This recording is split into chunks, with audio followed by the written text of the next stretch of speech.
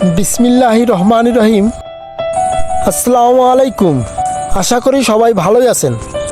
আমিও অনেকটাই ভালো আছি। আজকে আমি যাইতেছি একখানে, আর সেটা হলো লালমনিরহাট। আসলে আমি লালমনিরহাট অনেক আগে গিয়েছিলাম। আসলে কুড়িগ্রাম থেকে লালমনিরহাট যাওয়ার সময় বড়বাড়ি হয়ে দুইটা রাস্তা হয়ে যাওয়া যায়। একটা হলো বড়বাড়ি টু মহেন্দ্রনগর হয়ে, তারপর লালমনিরহাট। আরেকটা হলো বড়বাড়ি হয়ে কুলাঘাট বাজার, তারপর নয়ারহাট হয়ে লালমনিরহাট। আসলে আমি কুলাঘাট হয়ে যাচ্ছি কারণ এই দিকের পরিবেশটা আমার কাছে এত ভালো লাগে আপনাদের বোঝাতে পারবো না।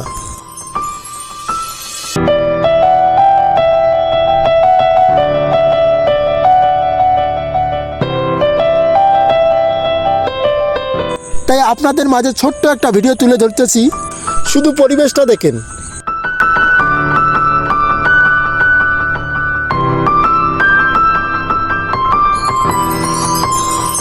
একদম গ্রামীণ পরিবেশ, আমার কাছে অনেক ভালো লাগে এই পরিবেশটা।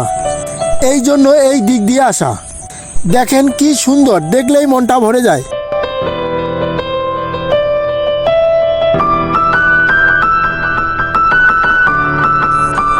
আমি বড়বাড়ি আসার পর একটা ভ্যানে উঠছি, ভ্যানে করেই যাইতেছি। আর ভ্যানের পিছন থেকে ভিডিওটা করছি তো তাই হয়তো উল্টো দেখা যাচ্ছে।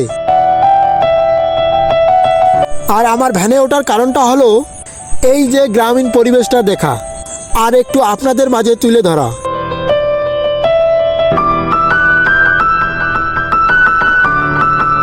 আর একটা কথা সবাইকে বলতেছি, কেমন লাগতেছে এই পরিবেশটা অবশ্যই কমেন্ট করে জানাবেন।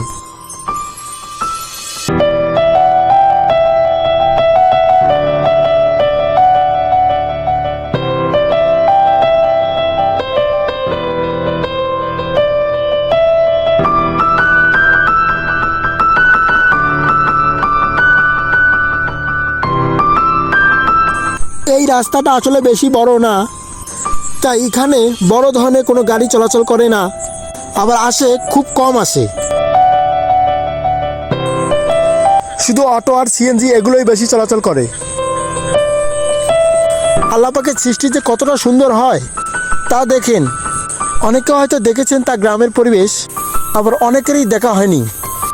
গ্রামের পরিবেশ অনেক ভালো। গ্রামে হয়তো চাইলেই সব কিছু পাওয়া যায় না। শহরে হয়তো মন যা চায় তাই পাওয়া যায়, সেটা গ্রামে চাইলে পাওয়া যায় না। কিন্তু এমন পরিবেশ, গ্রামীণ শুষ্ক বাতাস আপনি চাইলেও বা হাজার চেষ্টা করলেও শহরে পাবেন না। একবার এমন গ্রামীণ পরিবেশে এসে ঘুরে যান, দেখেন সারা জীবনও ভুলতে পারবেন না। আর এটাই দেখে মনে হবে সোনার বাংলাদেশ আমার।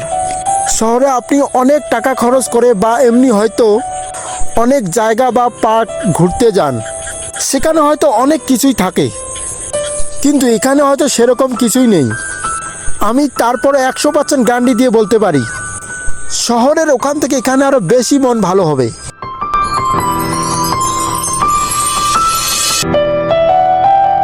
এমন পরিবেশ। সবাই ভালো থাকবেন। ভিডিওটা অনেকটাই ছোট, আর বেশি কিছু আপনাদের দেখাতে পারলাম না। আর একদিন হয়তো সব কিছুই দেখাবো ইনশাআল্লাহ। আজ এই পর্যন্ত। সবাই ভালো থাকবেন, সুস্থ থাকবেন। আল্লাহ হাফেজ।